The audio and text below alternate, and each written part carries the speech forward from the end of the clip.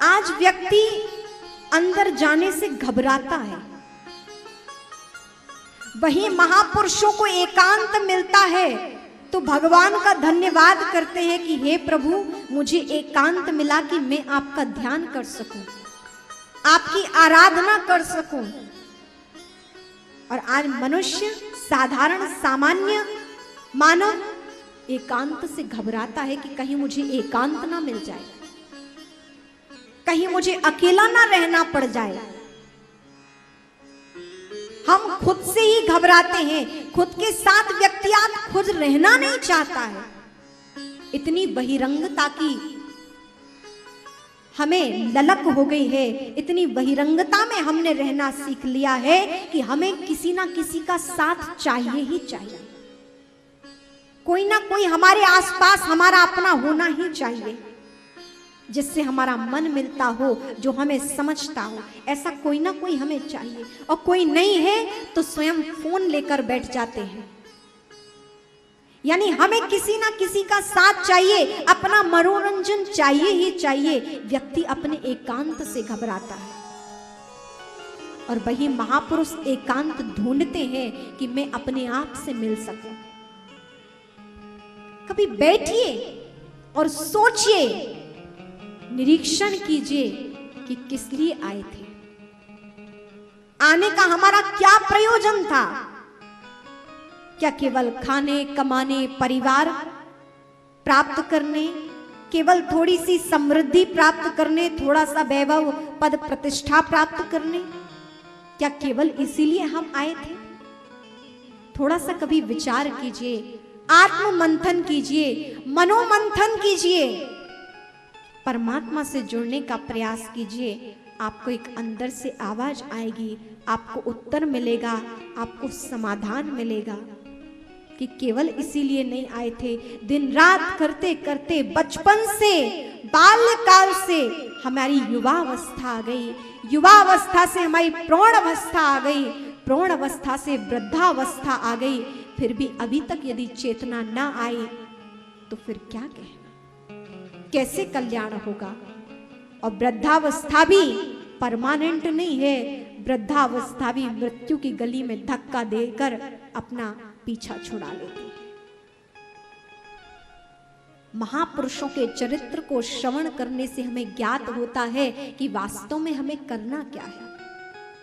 इसका मतलब ये नहीं कि आप घर छोड़ दें, अपना परिवार छोड़ दें, अपने कर्तव्यों को छोड़ दें। नहीं, हमें छोड़ना नहीं है, बल्कि हमें मोड़ना है। छोड़ना नहीं है, मोड़ना है। किसे? मन को मोड़ना है। छोड़ना नहीं, मोड़ना है। इस मन को मोड़िए, परमात्मा की ओर मोड़िए।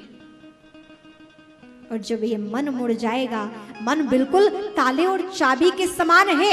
एक ही चाबी को एक ओर घुमाओ तो ताला लग जाता है और दूसरी ओर घुमाओ तो ताला खुल जाता है।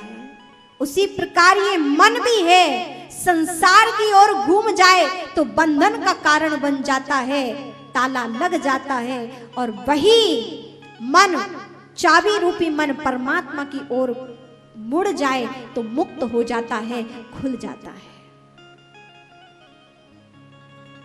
हमें छोड़ना नहीं है, हमें मोड़ना है। इस मन से कुछ नहीं छोड़ना, अपने परमात्मा की ओर मोड़ना है। सब कुछ करते हुए परमात्मा को साथ रखना है। और यही कार्य किया नरसिंह मेहता ने।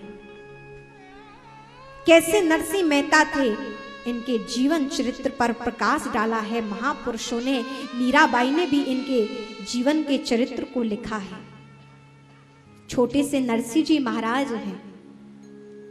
ये भक्तों के चरित्र बार बार मनुष्य को सुनना चाहिए, ताकि पता चले कि हम क्या कर रहे हैं और उन महापुरुषों ने क्या किया था।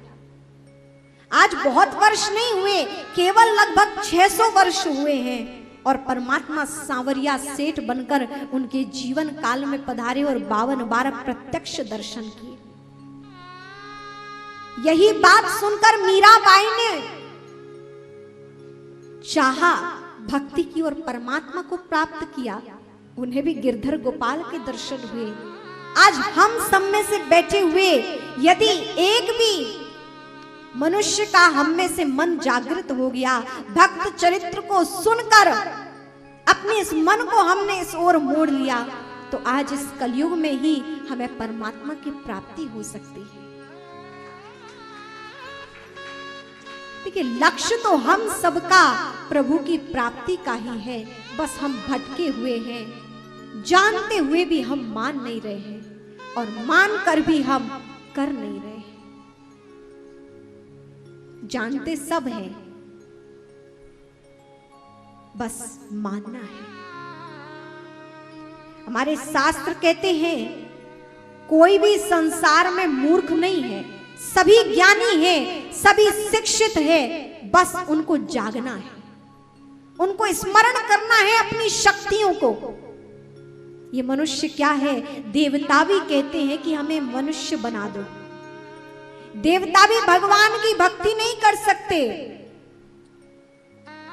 देवता भी भगवान की साधना नहीं कर सकते, उनके पुण्यों के प्रभाव से वो उपभोग कर सकते हैं, लेकिन साधना नहीं कर सकते।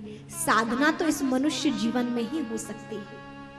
इसलिए बड़े बड़े महापुरुष मनुष्य जन्म की कामना करते हैं कि हे प्रभु, मैं साधना करके आपको प्राप्त कर सकूं।